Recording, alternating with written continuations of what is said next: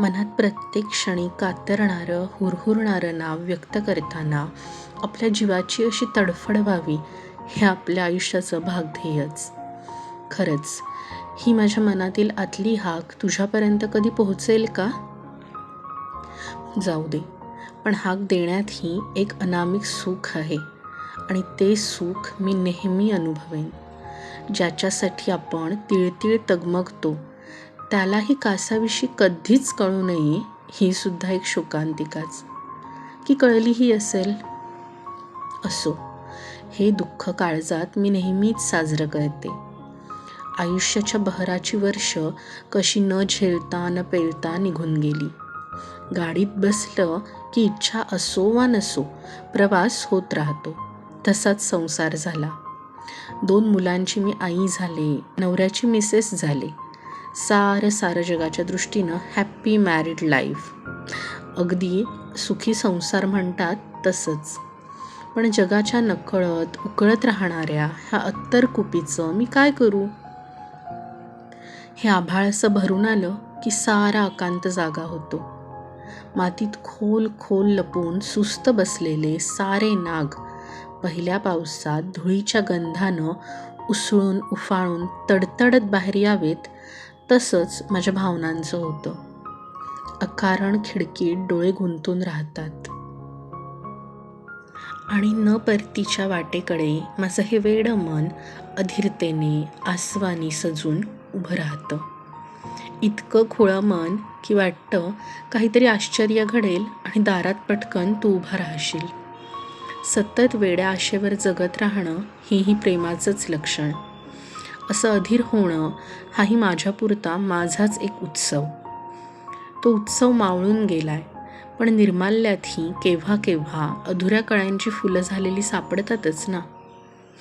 आज संदर्भ बदलले, काळानेही रूप अधिक धीट केलं, पण 25 वर्षांपूर्वी भावनांचं वादळ हे अगदी असंच होतं. पण अभिव्यक्त करता येईल असं वातावरण नव्हतं. कॉलेजच्या ग्रंथालयातल्या त्या नजरभेटी, त्यातली हुरहुर ही अगदी जपलेल्या मोरपिसासारखी आठवते. तासनतास डोळे पुस्तकात आणि मन एकमेकांमध्ये असे. न ठरवता धरून ठेवलेल्या समोरासमोरच्या जागा. आवडती मैत्रीण ही अगदी अशा वेळी अजिबात जवळ नको असायची. कुणावर मन जडलं की एकीकडे आपण हळूवार तरल होतो आणि एकीकडे केवढे दुष्ट होतो ना. एरवी जिच्याशिवाय माझं पानही हलत नसे अशी माझी मैत्रीण शरयू, पण एकदा तुझ्यासाठी ठेवलेल्या जागेवर बसली आणि तुला दुसरीकडे बसावं लागलं, आठवतं? इतकी धुसफुसले ना मी तिच्यावर. कितीतरी तास तर तिच्याजवळ बोललेही नाही. तिनं कॅन्टीनमध्ये चहाला येतेस का विचारलं तर चक्क म्हणाले चहा सोडला. ती म्हणाली कधीपासून? मी म्हणाले हे काय, आजपासूनच. अशी बघत राहिली ना माझ्याकडे, हिला झालंय तरी काय अशा नजरेनं. खरंच मला काय झालं होतं ना हे कळण्या इतकंही सावधपण नव्हतं. भेटीला ग्रंथालयाचं अंगण पुरं पडायचं. मग कॉलेज बाहेरच्या वनराईतच गप्पा व्हायच्या. गप्पा कसल्या, कित्येक तास कुणी बोलतही नव्हतं कुणाशी, पण सारं ऐकू येत होतं. मी तर मुलखाची वेडी, काही वेळा तर नुसतं रडत राहायचे. आणि मग तू, सॉरी बोलताना काही चुकलं का माझं असं विचारत राहायचास. का अश्रू यायचे डोळ्यातून, डोळ्यांनाच माहीत. वादळांना पुढलं पाऊल टाकता येत नसे, मग ते काम हे पाणी करायचं. रडता रडता हसायचे, कधी जाताना उगीच तुला टोचून बोलायचे. पुढच्या भेटीपर्यंत अस्वस्थतेचीच एक पाऊलवाट व्हायची. तुला आठवतं, कधी कधी कौतुकानं तू नाकावरची रागाची लाली तुझ्या हाताने चिमटीत धरायचास. परीक्षा जवळ आली आहे, आता रुसण्यात वेळ नको घालवू असं लाडाने म्हणायचास. तो स्पर्श, ती झंकारणारी सतार, रात्रभर त्या मधुर झंकारात रात्र पहाटेला भिडायची. केव्हा तरी मिटायची पहाटपापणी, पण तेवढंच. पुरुषार्थाची अदब, शब्दांच्या मर्यादा कुणी शिकाव्या तर त्या तुझ्याचकडून. शब्दांचं धुकं दोघांच्याही आड येत गेलं आणि खरं काय वाटतंय ते सांगता सांगता कॉलेजचं शेवटचं वर्ष आलं. असं निरोपाच्या अगदी कठड्यावर आलं. गॅदरिंगच्या नाटकात दोघंही काम करत होतो. रिहर्सल लांबायची आणि काही वेळा लांबवायची. मग बसस्टॉपपर्यंत स्कूटरनं सोडायचंच तू. रिकामी बस यायची. पण अगं ही भरलेली आहे, पुढच्या बसने जा असं म्हणत आणखी 2 बस जाऊ द्यायचास. फुलाची रातराणी गंध थोडाच लपवू शकते. घरी कुठून तरी कळलं असावं. सर्वांचं माझ्याशी बोलणं बदलत होतं. झाली की नाही एकदाची नाटकं, हे उद्गार टोचत राहायचे.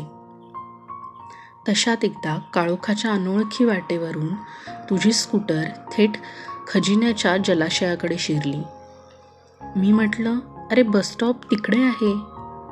पण तुझ्या गाडीच्या स्पीडमधला आवेग जाणवावा इतका कणखर होता.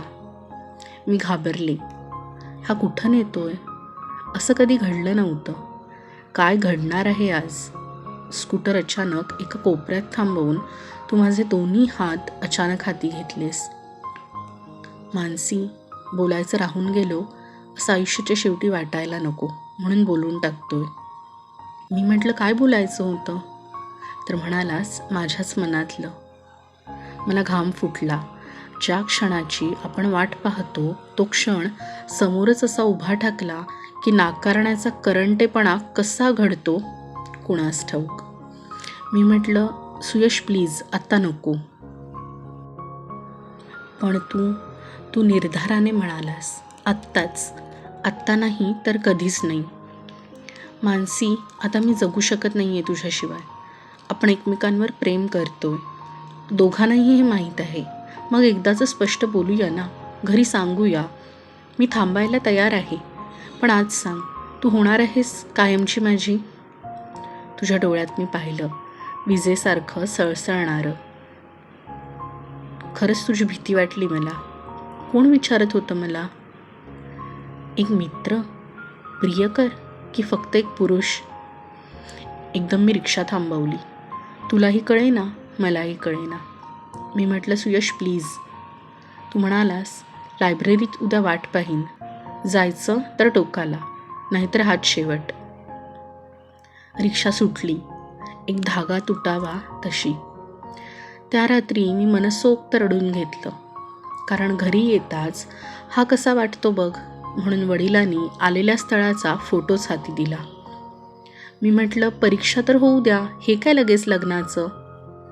लगेच म्हणाले, विचार करावा असं स्थळ आहे.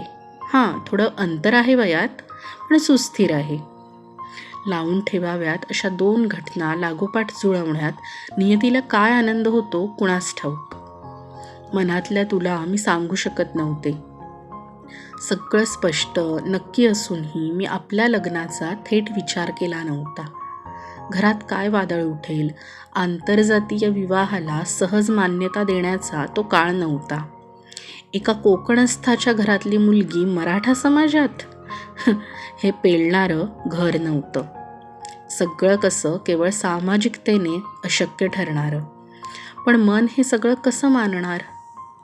अंथरुणात रडताना मुसमुसताना पाहून बाबा जवळ आले आणि म्हणाले, मानू, अगं लग्नाच्या नुसत्या कल्पनेनं तू रडतेस.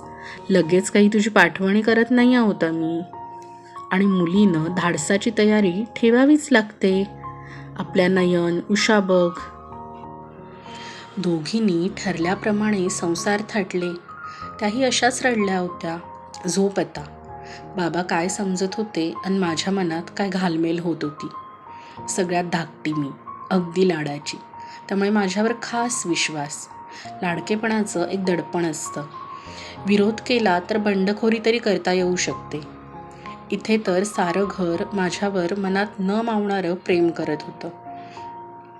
तशातच बाबांना हृदयविकाराचा एक सौम्य झटका आला आणि मग भीतीच्या काळजाला वेळेचे पाय फुटले. तुझं लग्न हीच माझी शेवटची काळजी आहे मानू. बाबांचं हे पालुपद सुरू झालं. ते सगळं तुला सांगायचं होतं. वाचनालयात तू वाट बघणार होतास आणि माझ्याकडनं फक्त होकार हवा होता तुला. तो होताच म्हणून तर आपण भेटत होतो. एकमेकांसाठी झुरत होतो. पण अरूप संवेदनांनाही शब्दांचे शिक्के हवे असतात काही निर्णयांसाठी. सुयश, तू शिकत होतास. पदवीधर होऊन व्यवसाय मिळून संसारासाठी स्थिर होईपर्यंत 5-7 वर्ष तरी तुला हवी होती. माझी थांबायची तयारी होती, पण बाबांची प्रकृती आणि आता केविलवाणं वाटणारं केवळ जातीचं कारण. आज माझी मुलगी हवं तेव्हा तिच्या मित्राला फोन करते आणि तिचा मित्र बाईक घेऊन हजर होतो. दोघं मिळून चित्रपटाला जाताना मी डोळे भरून पाहते, तेव्हा आई असूनही असूयेची एक कळ नखशिकांत उठतेच. वाटलं थोडं लवकर जन्माला आलो आपण. आज मनासारखं जगण्याच्या खूपशा शक्यता निर्माण झाल्या आहेत. तरुण पिढीच्या मनावरची निदान सहजीवनाच्या दडपणाची ओझी कमी झाली आहेत. तुला भेटून मी काय सांगणार होते? खरं तर घरात काय घडतंय ते तुला सांगायचं होतं. धीर होत नव्हता. केवळ वस्तुस्थिती सांगणं हे सुद्धा नकार कळवण्यासारखं होतं आणि होकार देणं सोपं नव्हतं. पण निभावण्याचं बळ शोधूनही सापडत नव्हतं. 15 दिवस स्वतःला पिसून मी धडधडत्या मनानं लायब्ररीत गेले, आपल्या नेहमीच्या जागी. तूही होतास तिथे. मी खूपच थंडपणे तुला सामोरं गेले. फार फार संवेदनाशून्य वाटले असणार मी तुला. वाटलं होतं दूर कुठंतरी जावं आणि तुझ्या मिठीत ऊर फुटेस तोवर रडून घ्यावं.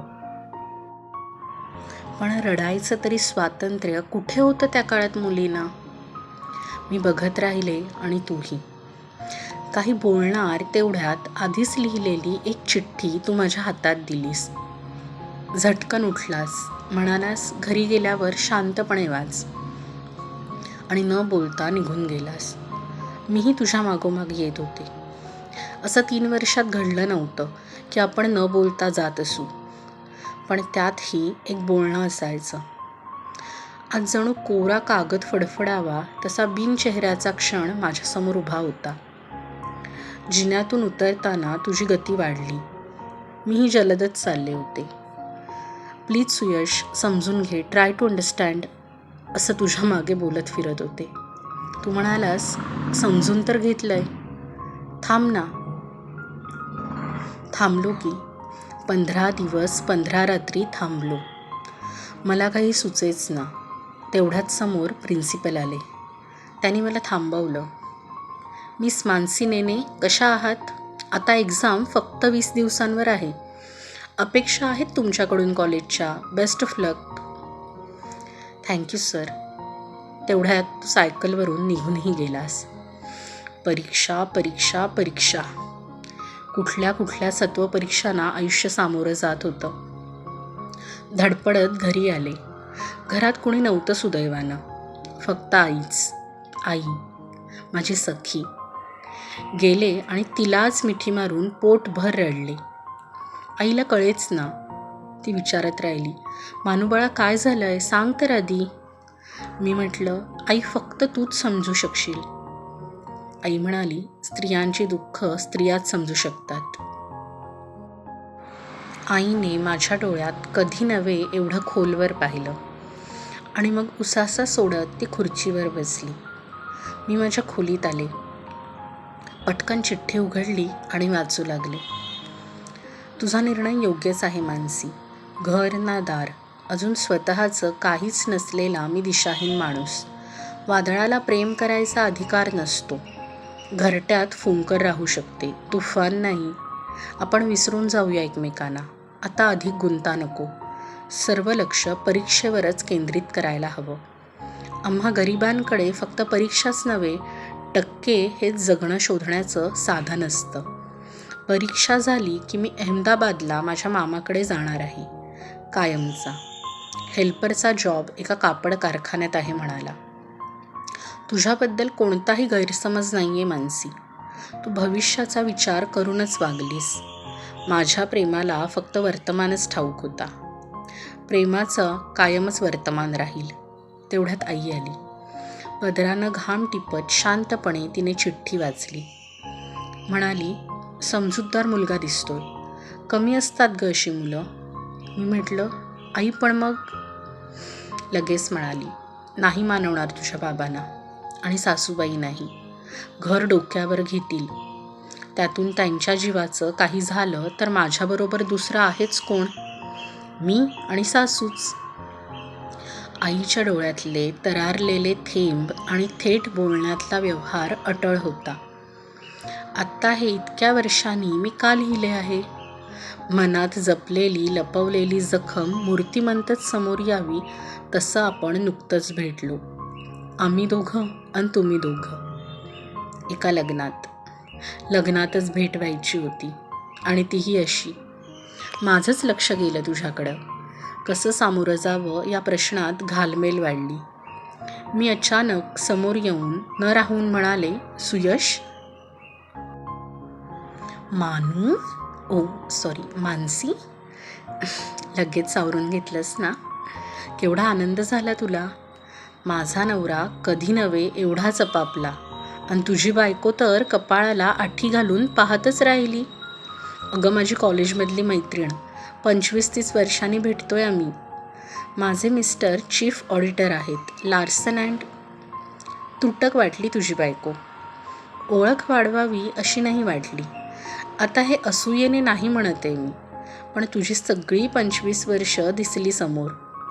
पुलाव मला सर्व करता करता तू म्हणून गेलास, बायका खरंच ॲडजस्टेबल असतात, फारच थोडी बदलली आहेस. खोटं हसताना खरं पाणी दाटत होतं, पण मी ते कागदी पेल्यातल्या पाण्याचं निमित्त करून गिळून टाकलं. माझ्या मिस्टरांना स्वतःचं कार्ड देऊन तू डिनरला इन्व्हाइट केलंस. माझा नवरा माझ्या हातात कार्ड देत तुला म्हणाला, ही नेईल तेव्हा मैत्रीण तुमची आहे पण माझी बायको. बरा विनोद केला या समजानं तो हसला. मी कार्ड पाहिलं. आता स्वतःची कंपनी थाटून तू एक प्रतिष्ठित आसामी झाला होतास. सुखवस्तूपणानं स्थिर झालेल्या तुझ्या आयुष्याला पूर्वीचीच चपळाई होती. तुला बघताच मी भराभर 25 वर्ष मागे गेले, आणि पुन्हा तोच जुना मनातला सुयश पाहून घेतला. मिस्टर सुयश, मलाई कोफ्ता छान आहे, घ्या ना. मिस्टरांच्या कोफ्त्यात मनातला संसार विरघळून गेला. स्वप्नातल्या जगातून एका गणिती जगात मी येऊन पडले होते. 2 हुशार मुलांची आई म्हणून यशस्वी गृहिणी होते. आजही या घुसमटणाऱ्या प्रेम कहाणीची कुणालाही कल्पना नाही. जिला होती ती माझी आई आज या जगात नाही. कुणास ठाऊक तिच्या आयुष्यात तरी काय घडलं असेल ते. आयुष्य पुढे निघून जातं. जखमांचे श्वास त्या आयुष्याला हवे असतात. आज मी जनरीतीप्रमाणे एक सुखी स्त्री आहे. नोकर, कार, बंगला सर्व काही आहे. वस्तूंनी आयुष्य श्रीमंत होत नाही हे कळणाऱ्या पिढीतले आपण, आणि वाचनाचे ऐकण्याचे संस्कार तेही आपल्यावरच. म्हणून ही घुसमट ही आपल्याच पिढीला कळणारी. मागे जाता येत नाही आणि पुन्हा फिरून पहिल्यापासून जगता येत नाही, हे एक ढळढळीत सत्य आहे. आता थंड आयुष्याला चुलीवर ठेवून नवी उकळी देण्याचं स्वप्नाळूपणही नाही. पुन्हा भेट झाली तर जे काही सांगायचं ते सांगितलं, इतकाच या कहाणीचा अर्थ आहे. तो मी तुझ्यापर्यंत तरी पोहोचवला का हेही या क्षणी ठाऊक नाही. पण नुकताच तू भेटलास आणि स्मरणातल्या कुपीला काहीसा धक्का लागला. समांतर रेषांसारखं एकमेकांना पाहत राहण्याची पण कधीही न भेटण्याची नियती स्वीकारलेली आहे. अन्यथा आपण करू तरी काय शकत होतो? भरल्या आहेत असं वाटणाऱ्या जखमांना डोळ्यातून वाहू देणं, कुणाच्या साहुलीनं त्या अश्रूंचं हसण्यात रूपांतर करणं, हेही कालांतरी निवेल बहुधा. भेटलो तेही छानच झालं. तूही संसारात असलेला पाहणं हेही माझं या वळणावरचं सुख आहे. त्या सुखाचं धनी नियतीनं मला केलं त्याबद्दल तिचे आभार. तुझीच शुभेच्छुक.